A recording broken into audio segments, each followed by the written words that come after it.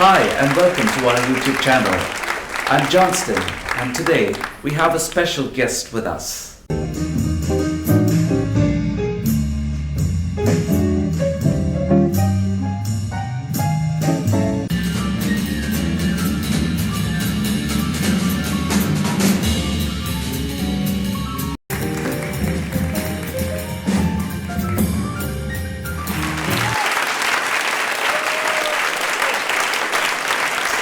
He's a jazz pianist, he's a music educator, he's a worship leader and a composer who currently resides near Washington D.C. Ladies and gentlemen, please put your hands together to welcome Mr. Marcus Daniel. Hi Marcus. Hi Johnston. Marcus, thank you so much for taking the time out of your busy schedule to have this interview and this conversation with us. Ladies and gentlemen, we are live in conversation with Marcus Daniel, a jazz pianist, and we're going to talk about jazz. We're going to talk about the music, the man, and his inspiration. Could you tell us your story as a child? What inspired you? How did this all get started? So please take us back in time and give us a glimpse of your earliest recollections of being introduced to the piano, and how did you latch on to say, this is what I would like to do? My father was a pianist, and as a child I used to watch him play and wish I could play like that. And he did in fact start teaching me probably from the age of 7, if not earlier.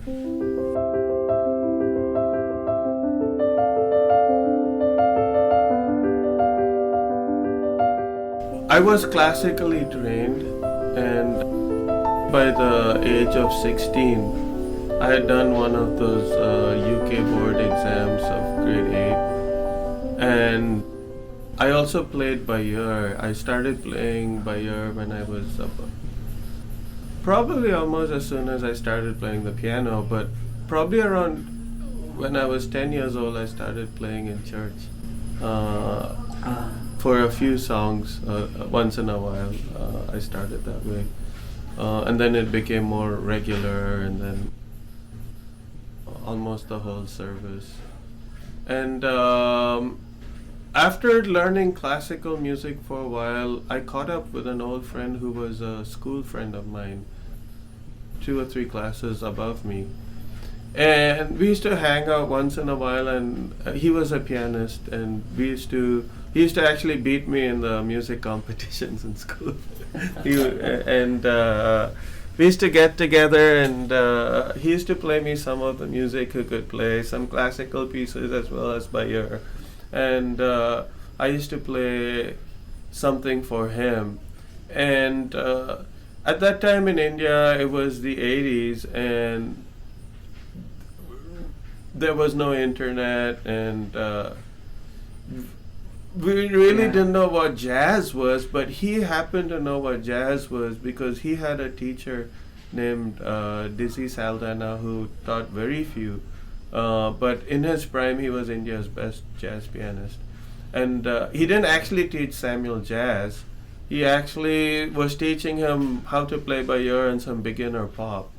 But Samuel knew of this concept of jazz, and he would talk to me about jazz, and I would be curious and want to know what is this thing called jazz.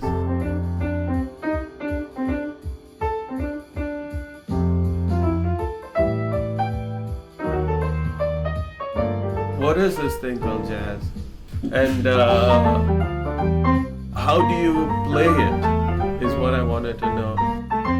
I had a cousin who came to India, she was in the US, and taught me the blues scale and a very basic 12-bar blues pattern. And when I learned the blues scale, I could play the blues.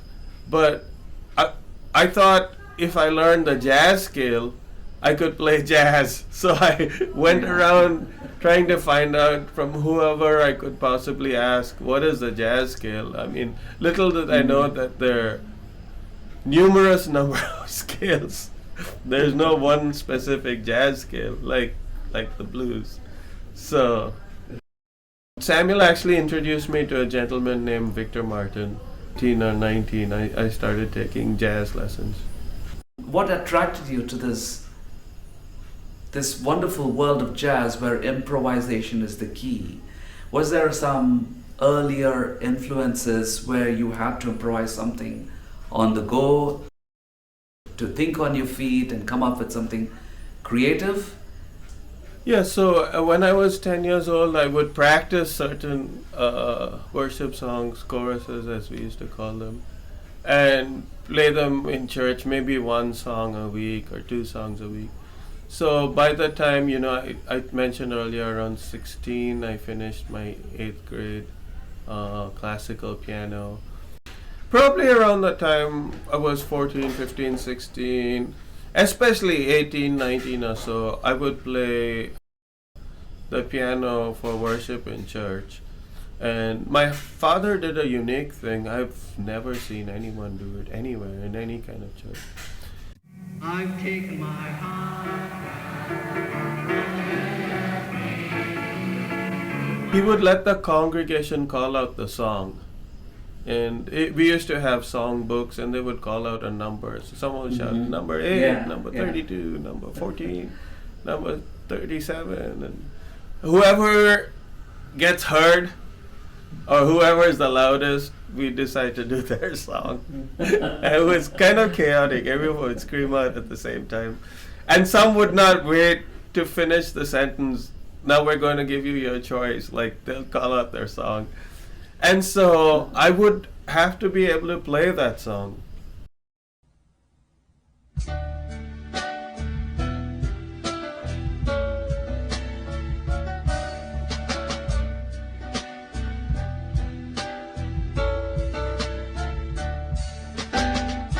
Accept my broken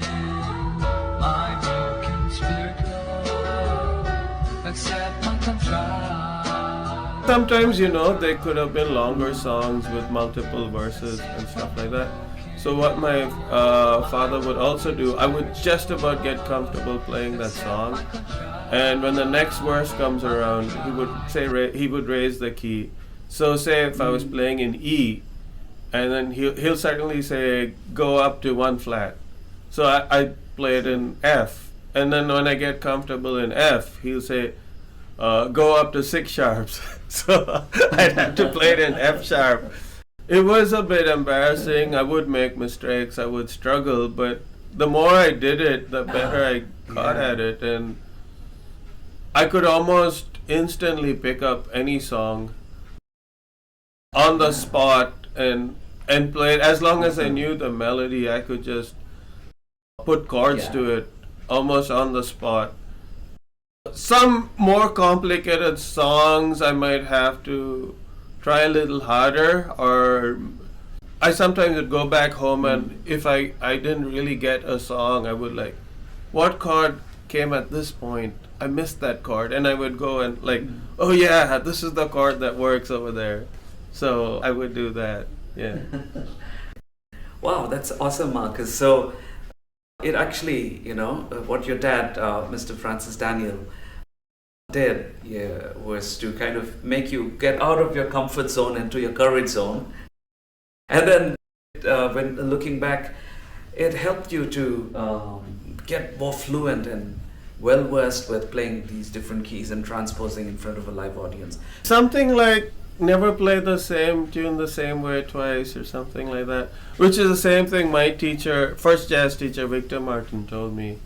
And also I would take certain songs and try them in 12 keys. And there was a song by Betty Lou Mills, Fill Me Up With Your Spirit, that was actually in 12 keys. It had 13 verses, so it starts in C, goes up by half step, and ends in C by the 13th verse. So you play that song in all 12 keys? I would often play that, and it would go in through all 12 keys. And I would take other songs and just practice it in 12 keys. I still do that today.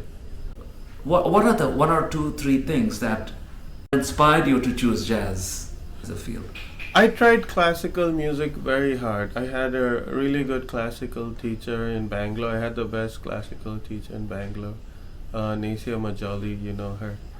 And I worked very hard. I practiced hours and hours. And I realized that's not who I was. I like to be a little more spontaneous than to read every note exactly as written. And sometimes, even when playing something in my classical pieces, I might add an extra note in a chord that was written, and she was like, "That note is not written." And so, and she herself said, "You're more likely to be successful as a jazz pianist than as a classical pianist." It was something that came a little bit more natural to me. Being able to play music on the spot, just make up something on the spot, then have to read every single note exactly as written. I still enjoy playing classical music. I don't play much of it. I don't maintain much of a classical repertoire because I focus mostly on practicing jazz. But it's just, I guess it's my personality. Not what I was made for. Marcus, I absolutely love what you mentioned. To have that freedom of expression and to find joy in doing that and choosing the music which suits your personality. Because once that alignment happens, well, the universe is at your feet because you have chosen the path which is made for you, what you're created to be, like you mentioned. Audience, do you know what you are designed to be? It's a moment for us to reflect. And while we do that, we're going to take a short break. And please don't go away. We will come back for more of our conversation live with Marcus Daniel. Enjoy a break. We'll see you soon.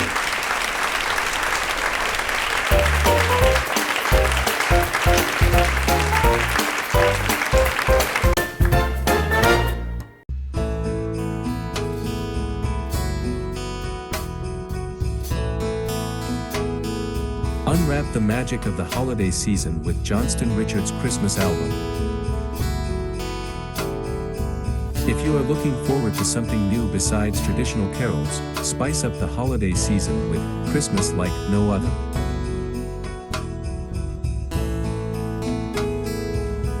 The album is packed with unique, heartwarming, and toe-tapping 12 original songs that you won't find anywhere else. Johnston Richard's 2013 Christmas Like No Other album is now available on Spotify, Apple Music, Amazon Music, YouTube Music. From joyful jingles to soulful ballads, you have a song for every mood, for every moment of the holiday season. Scan the QR code on your screen for more information. Listen today and be the first to experience the holiday season like never before. Make this holiday season exceptional and full of cheer with this rare Christmas album. Listen and let the magic of Christmas fill your home.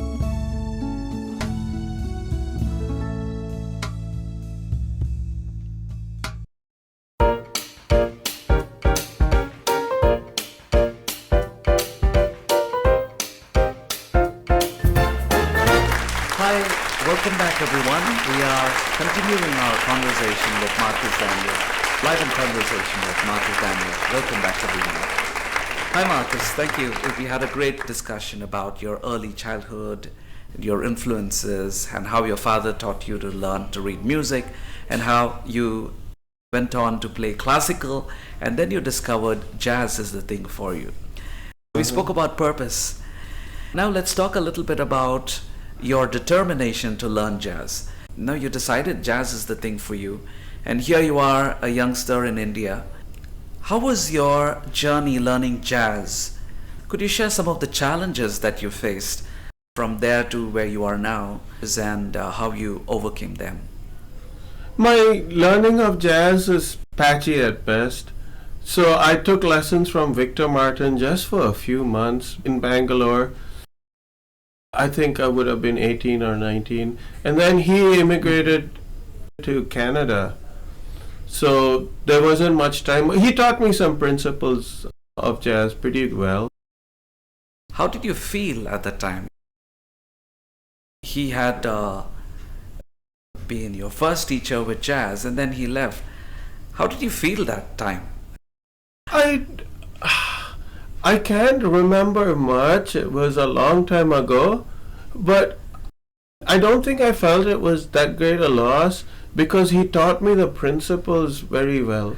He taught me the emphasis of scales and arpeggios and playing in all 12 keys and playing differently every time. So, Yeah. So we'll talk about Marcus, the music educator, and how important it is to have these principles laid out, spelled out very clearly to students, lest they learn and practice something incorrectly and then it would be too late to unlearn. So you were very thankful that he laid those rudiments or the fundamentals of jazz. You were yes, grateful for absolutely. that. Right. Yes. And then you moved to US for your bachelor's in music.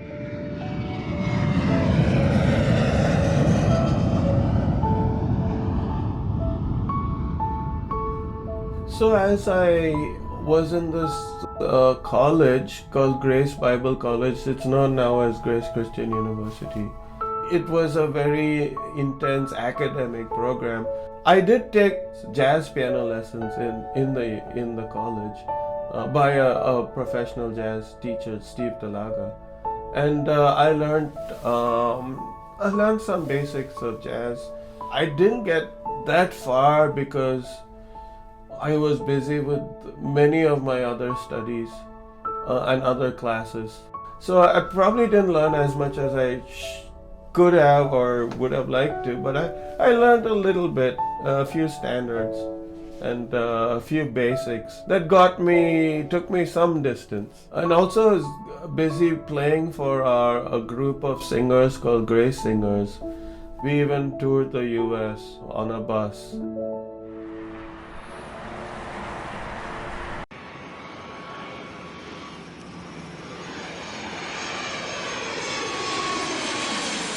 Then I returned to India. Yeah, when I returned, my father passed away in about 3 months. And then I took over the business. Marcus' father were pioneers in bringing gospel music to the country way back in 1977. Around 1977, my father had gone on ministry to the US and visited Maranatha Music in California and procured a contract with them to distribute the music here. We started with blank cassettes which we would record, mainly doing cassettes, 27 years. Developed over the years. We even added DVDs to our catalog.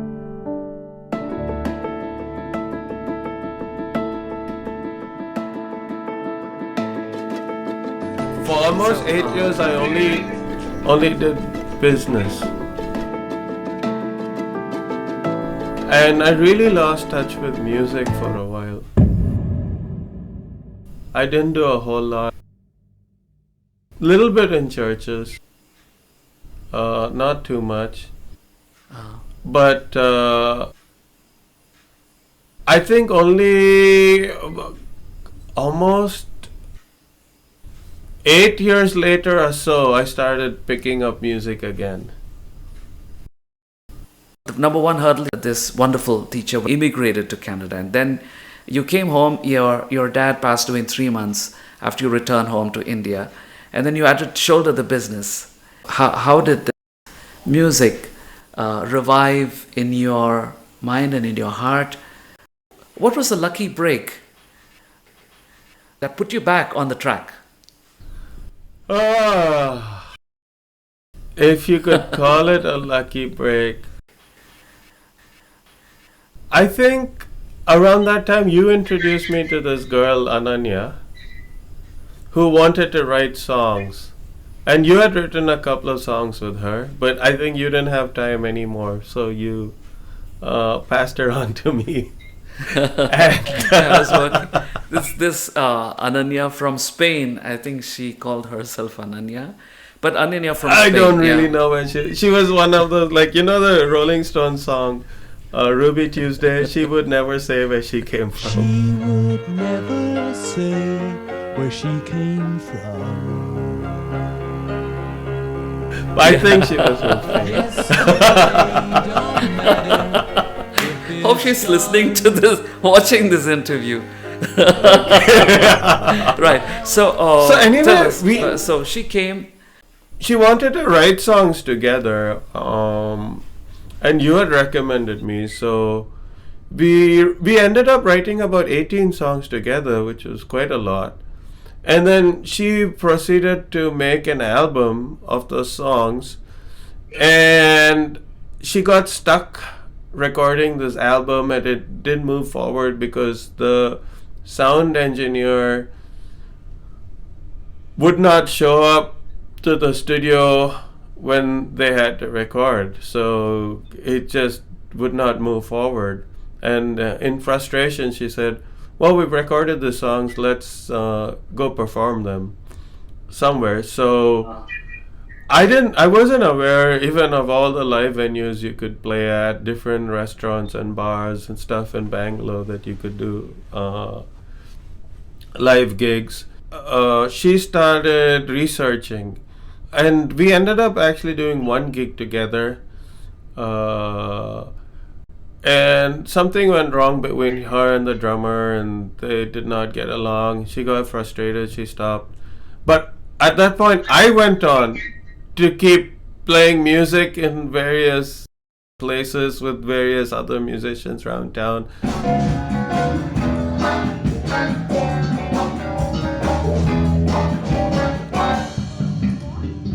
She came to India to be more enlightened, but all she ever does is complain. We think we found another guy for a contact, but it doesn't mean anything. Oh, we're searching, I started getting acquainted with a bunch of other musicians, including some jazz musicians.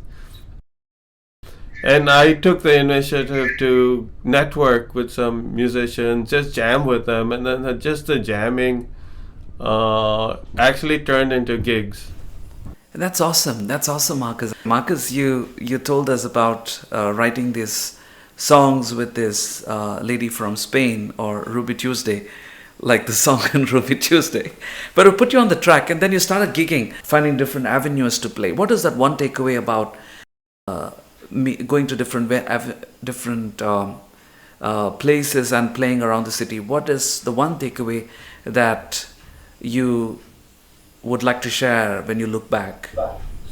I think as I started performing, I realized there was a huge gap in my learning of jazz. It was just so patchy.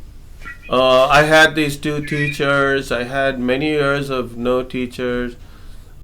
I started learning some jazz online through videos, through YouTube, etc. I had never gone the systematic route, and I got to watch a few other, there weren't a whole lot, 4 or 5 other local jazz pianists. I realized there was a long way to go in my being at a professional level of playing jazz on the piano. And I realized there's so much more to learn. If I wanted to make this my career, I had to get all those gaps filled. I don't think there was anyone in India actually who could have helped me with learning jazz better. There could have been. There were few and far between. Yeah. Right. So, is that what catapulted you to move back to the US and learn jazz in detail, Marcus? Interestingly, I came back to the US to do my master's in music education. Again, I was pretty involved in the jazz department. I played in the big bands in my university and in the combos, and interacted a lot with the jazz musicians. So this is so beautiful, just when you come back home, After your bachelor's in music, you have these setbacks, and then you have this burden to pick up the load of the business. And then you meet this lady who wants to sing. You go around, figure out that there are a lot of avenues where you can play, and that kind of revived your live playing. But that's also where you realize the opportunity of jazz playing and that you could do better. And then you return to the US to do your master's in music, and also met with a handful of accomplished jazz musicians. And that's awesome, isn't it? Right? So the takeaway is a revelation that you gain about where you are and where you wanted to be.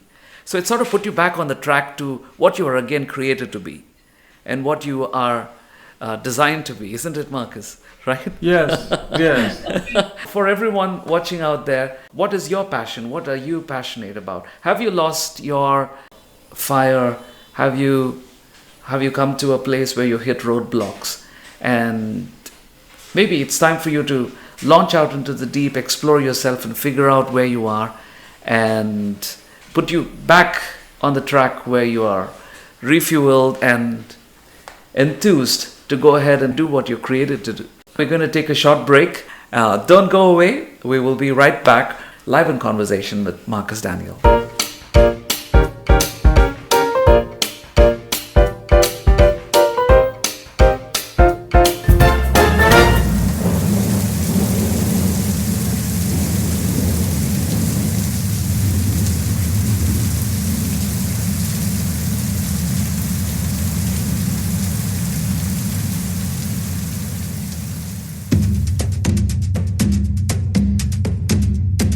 The Naga Hills was inaccessible and unknown to the rest of the world until the latter half of the 19th century.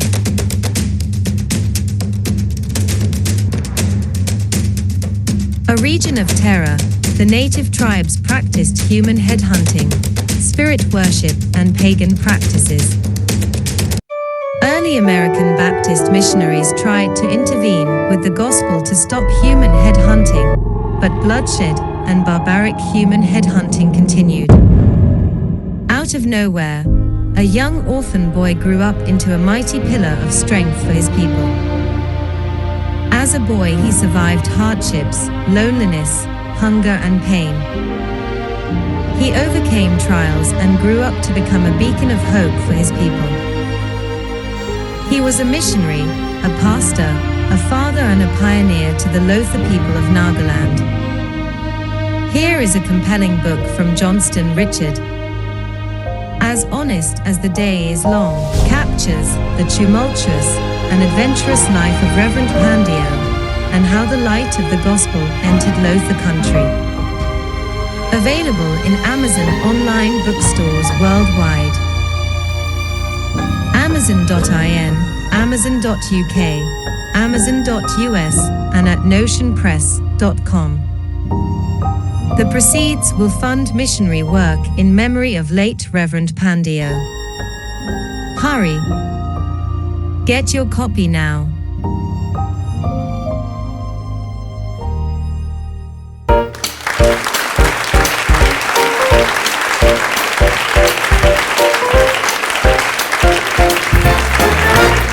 So we continue our conversation with Marcus Daniel. We spoke about Marcus, the jazz pianist. Now let's talk about Marcus, the songwriter.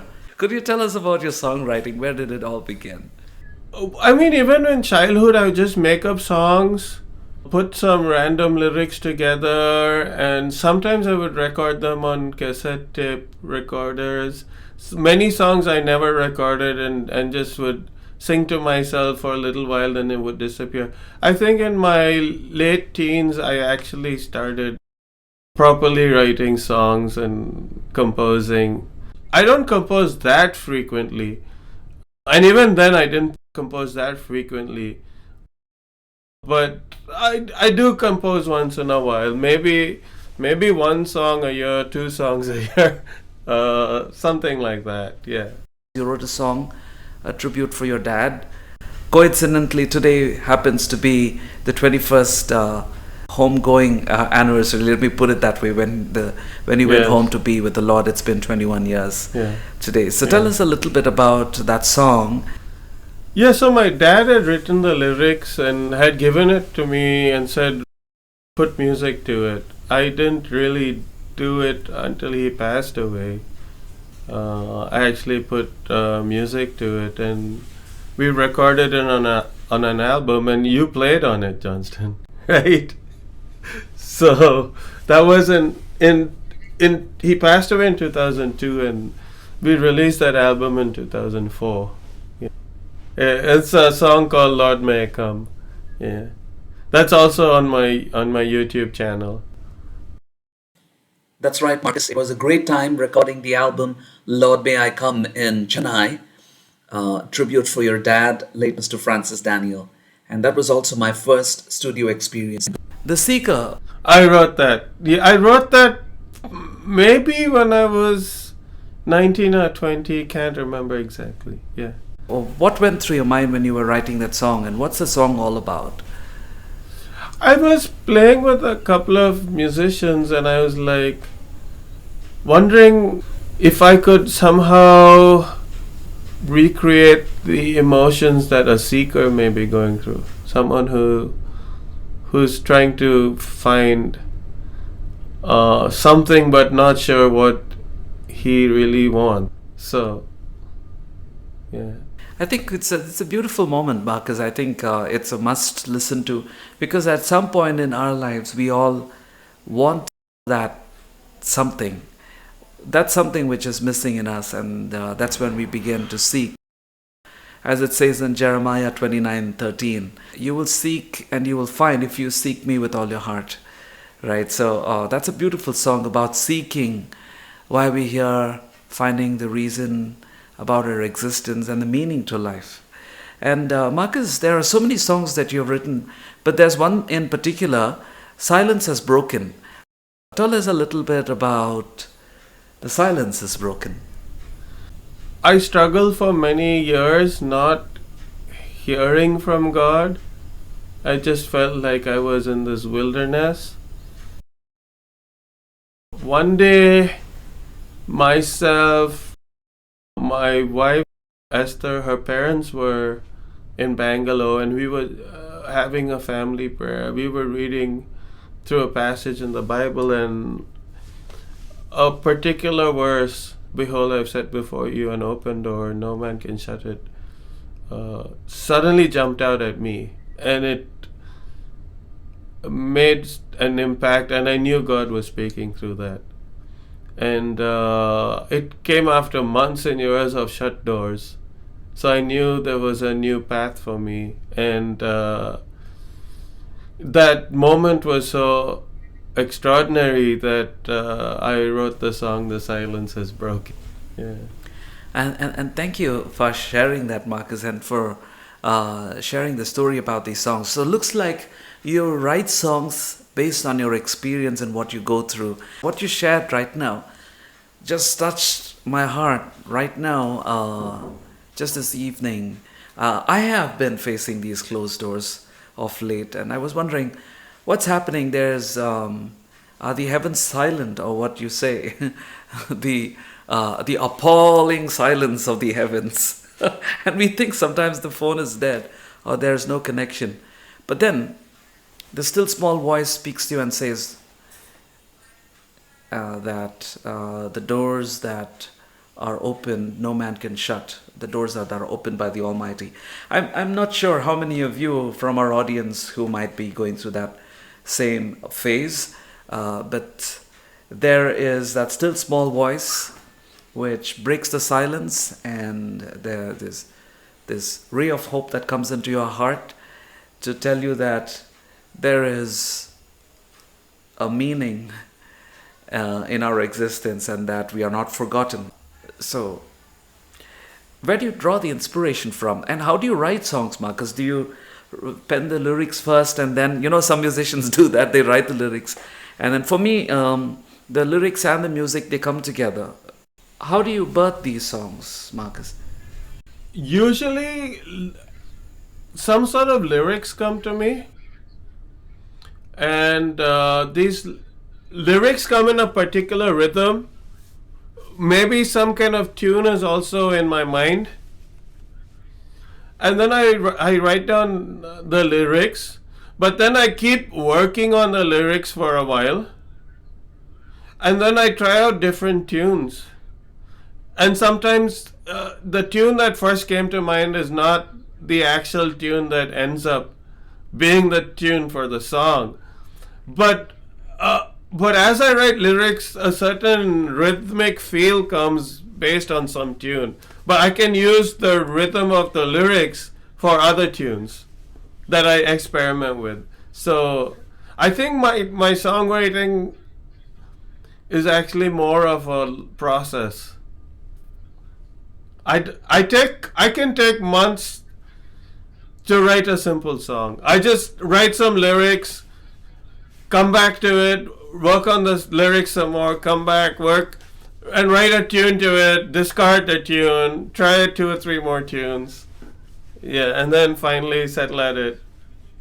Of all the songs that you've written, one song that you have composed which is really dear to your heart, what would that be? And I why? think The Seeker. The Seeker. And why? Yes. I just think that reflects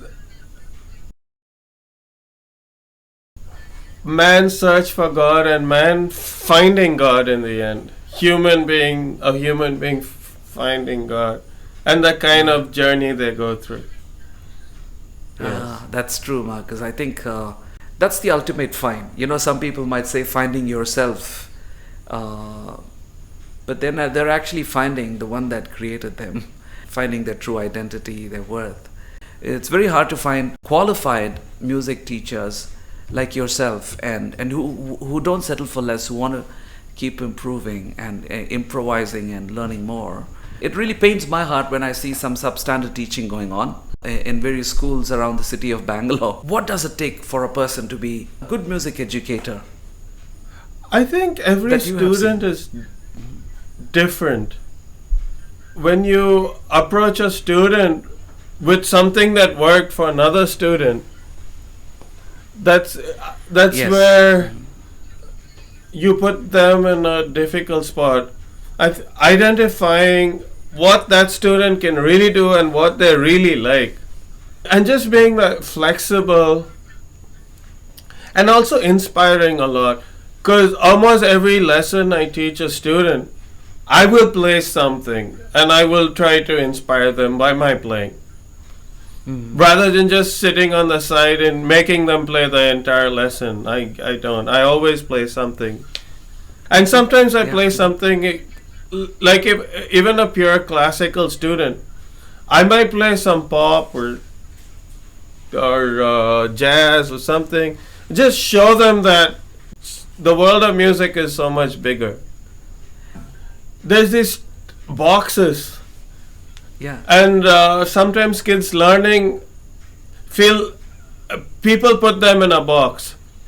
I know you teach guitar and your students do exams. So someone who's done 5th grade gets put in the 5th grade box. This is a 5th grade pianist. He did his 5th grade exam. The kid may not have played the piano for 2 years and may be completely out of touch and have no repertoire. But because he's done his 5th grade, this is a 5th grade kid, he's in this 5th grade box. And the boxes are what is really harmful to their learning. Because once you're in this box, you're content. The thing is, what are you continuously learning? What can you play right now?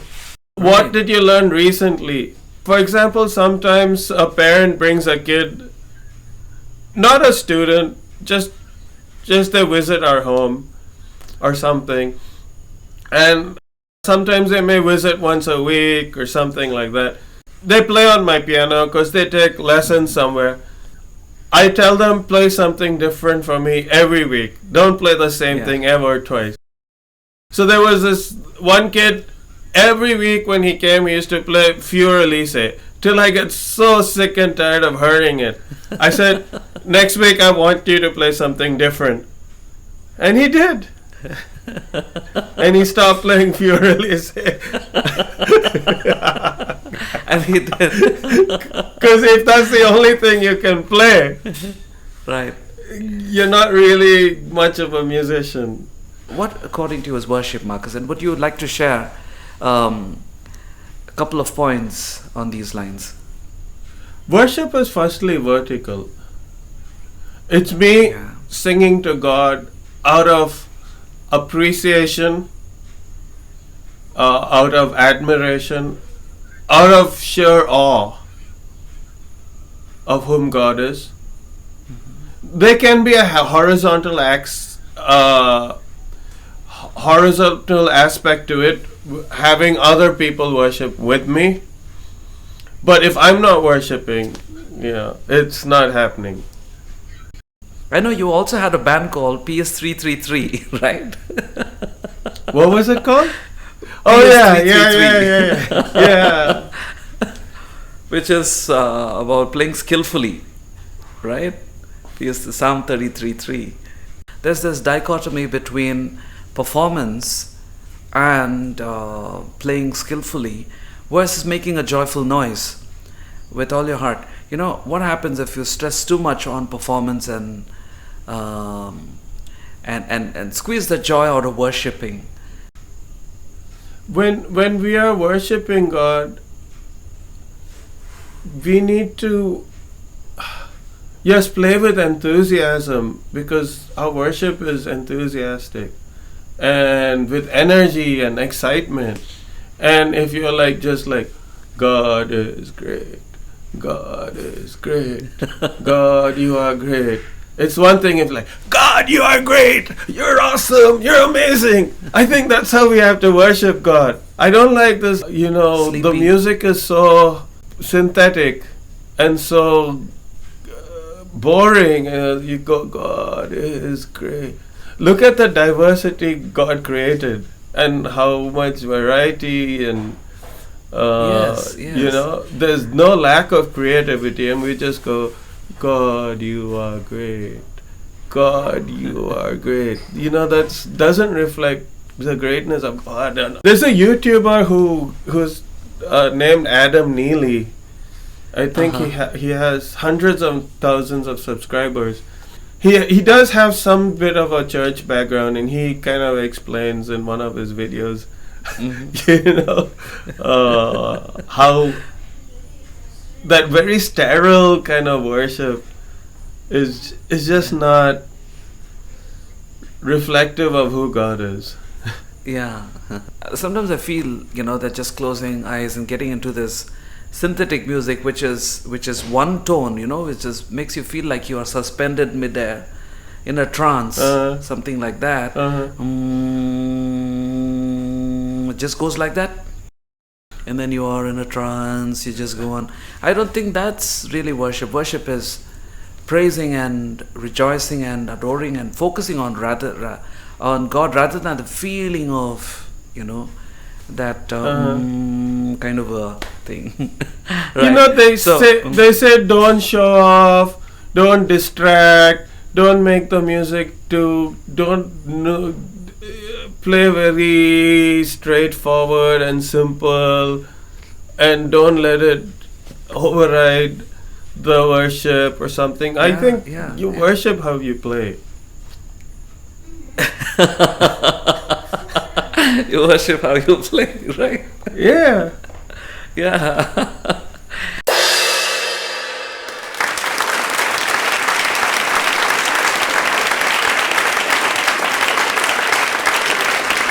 So Marcus, I think it's now time for a few rapid fire questions. Marcus, you could answer in only one word. What was your first job? Accompanying. Alright, could you tell us Yes. a little bit more about that? I was playing for kids who were singing in different choirs in the school. I was officially a teacher, but I played the role of an accompanist too. What's your favorite food? I like pizza. I'm gluten free, so it's harder to get gluten free pizzas. But there's this particular pizza place called Blaze Pizza. I like that a lot. Yeah. Your childhood hero? I think when I heard Victor Martin play, he was my childhood hero. No, I was beyond my childhood. Actually, my childhood heroes was a band called Petra.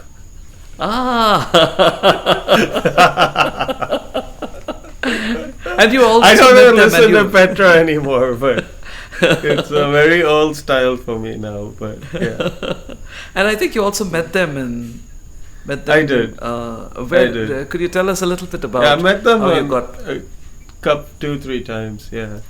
in the US or in India? Yes. In the US, yeah. That was in my 20s. Yeah. Oh, you met them, yeah. Probably about the end of my 20s, I stopped listening to them. Yeah. But Okay. I mean, they were great in their heyday. Yeah. How was it like meeting these guys? Once it was backstage of a concert. Another time they did a signing in a bookstore, in a Christian bookstore nearby where my university was. So just went up and I could talk to all the guys. They were quite relaxed and there wasn't a crowd of people and we could just chill and have a conversation. So, Oh, that's awesome, Marcus. Your favorite movie of all times? there's one called Chocolat. Did you watch it? You lent me the DVD, and I took it home and I watched it, starring Johnny. I Depp. mean, whoever used to visit me, I used to watch Chocolat with them. And why did you like that movie? Shows how you can be so religious and be so wrong, and you can be gracious and be so right. That's wonderful. Yeah. I think you also, that kind of takes me back in time to a place, a specific spot in UTC when you spoke to us about grace awakening, Yeah. right? And you stressed on the importance of grace. What were you afraid of as a child? I was afraid of Pharisees. Not parasites, but Pharisees. Yeah. People who would try to get me in trouble based on rules they created. So finish the phrase, Marcus. The way to my heart is Through a good jam. through a good jam. One person, whether living or dead, with whom you'd like to have dinner. I think Jacob Collier. They say he's a modern day Mozart. Just his genius and how he creates music with such an abundance of variety, and how he can just improvise on whatever instrument he's playing at the time so fluently. What's his secret? And of course he has an amazing ear. If someone wrote a book about you, what would it be called? What is this thing called jazz? What is this thing called jazz? Okay. If there's one thing you'd like to change about yourself, what would that be? I wish I was a better singer.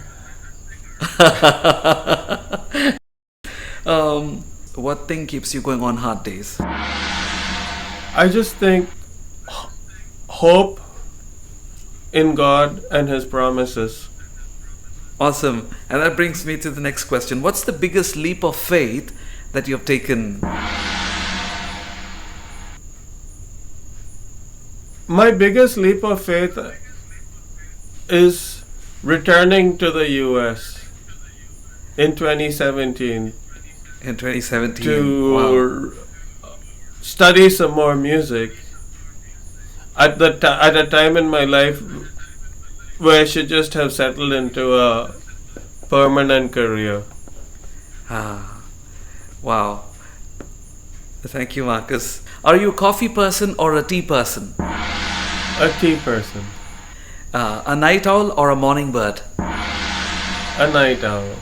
I force myself to be a morning bird because I actually started a job last Yeah. year in September playing piano for ballet classes. And I have to be there by 9 a.m. So I play Okay. very groggily Yeah. for at least the first half hour.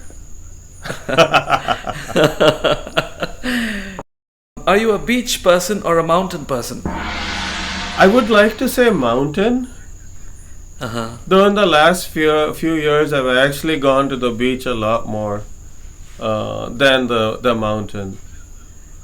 But I Yeah. actually like the mountain better. Ah, thank you, Yeah. Marcus. So, just to close the interview, what is the best compliment that you've ever received? I think the principal of a school I worked in way back just said that I had magic fingers. Yeah. Wow. And one achievement that you're very proud of, Marcus, looking back, really proud of one achievement that you'd like to talk about.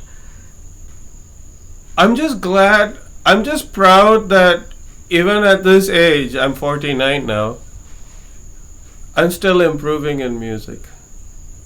And I'm still playing music. A lot of my fellow musicians Yeah. who I played with in bands in my teens and my 20s, many who I studied together,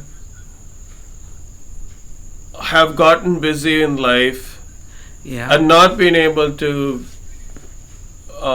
have the time for music.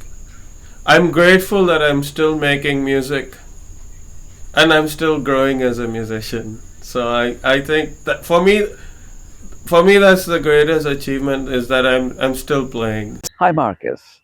How are you doing today? In order to make your interview more memorable and your birthday extra special, you're now going to watch a set of video clips sent by your family and your loved ones, friends, and well wishers.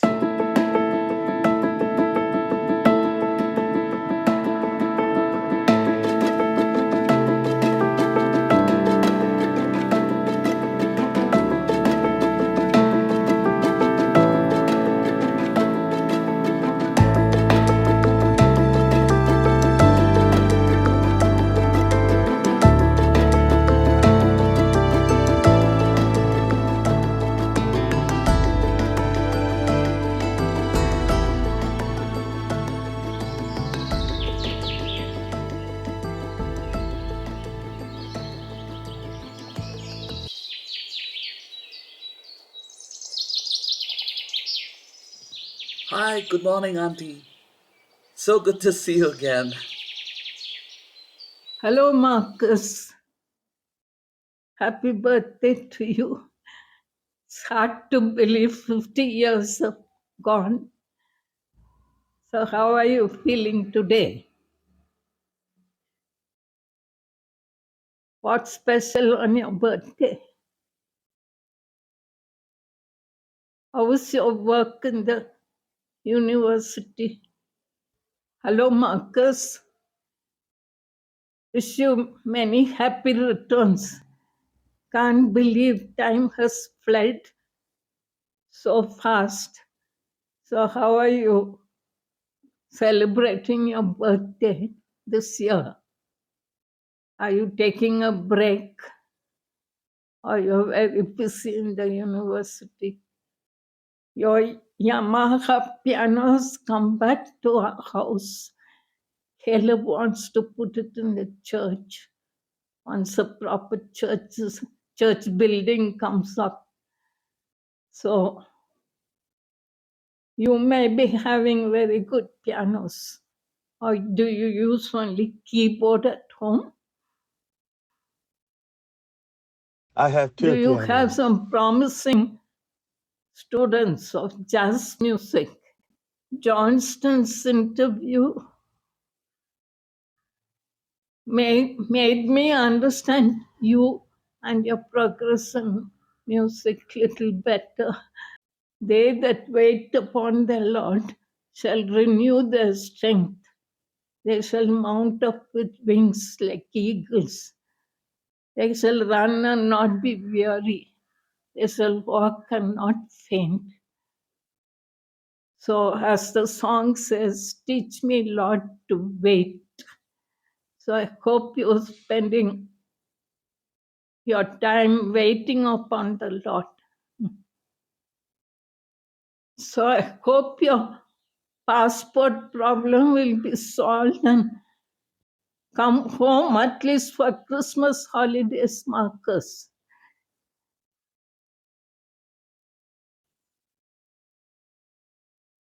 Come home for Christmas, Marcus. We're all missing you.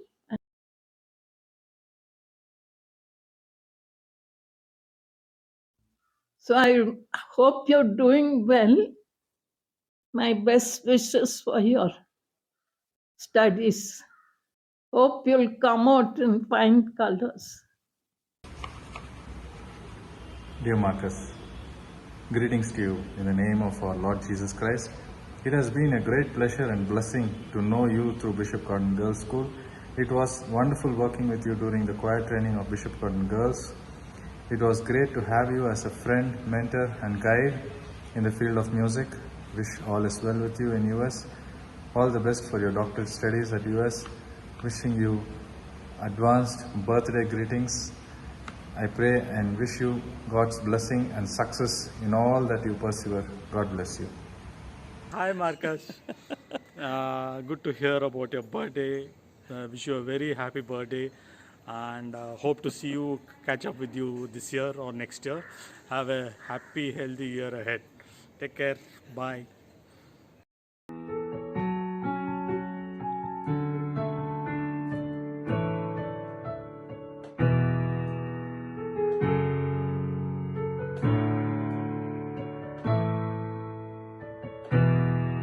Happy birthday, sir.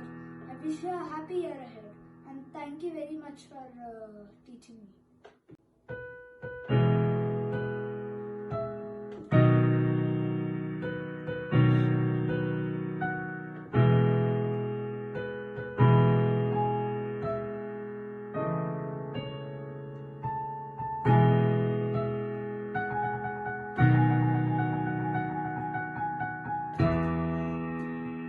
Thank you. Hi, Marcus. I'm sure you like these videos, and I'm sure these videos made your day. I want to wish you a very happy birthday, Marcus. You've been a great friend over the years, and we have had such memorable times together. We had such amazing memories together, recording the album Lord May I Come in 2004, recording No Strings Attached in 2009, and recording Christmas Like No Other in 2013. Looking for more collaborations and more albums with you, Marcus. I wish you a long life and a great year ahead. May all your dreams come true, and may you go from strength to strength. Have a wonderful birthday ahead. Happy birthday once again. So on that note, Yes. a big thank you to you, Marcus. This has been a long dream to interview a musician who has inspired me and who has been my mentor. And today I got that opportunity to do just that. And I'm so honored to have you, Marcus, as a friend, as a mentor, and also to get this chance to interview you. So a big thank you from me for your time and for making this video with me. A big thank you to you, Marcus. I hope you enjoyed this just as much as I did. So thank you very much. Johnson. Yes, Any closing words? I any absolutely thoughts? enjoyed it. Thank you, Marcus. So everyone, Sure. Marcus Daniel, please don't forget to go and tune in to Jazz Marcus, and please go ahead, figure out what you're created to be, and do a great job in the world with that mission, and I'm sure you will go flying colors. So thank you for tuning in. Please do subscribe to our channel, and hope you enjoyed this interview. So let's close. Give big round of applause to Marcus. Marcus, once again, thank you so much. Thank you. And please don't forget to share your comments in the comment section below. Everybody, thank you once again. Thank you, Marcus. Have a great Thank rest you. of the day. See you in another video. Thank you. And thank All you, right. Marcus. Sure. Okay. Yeah.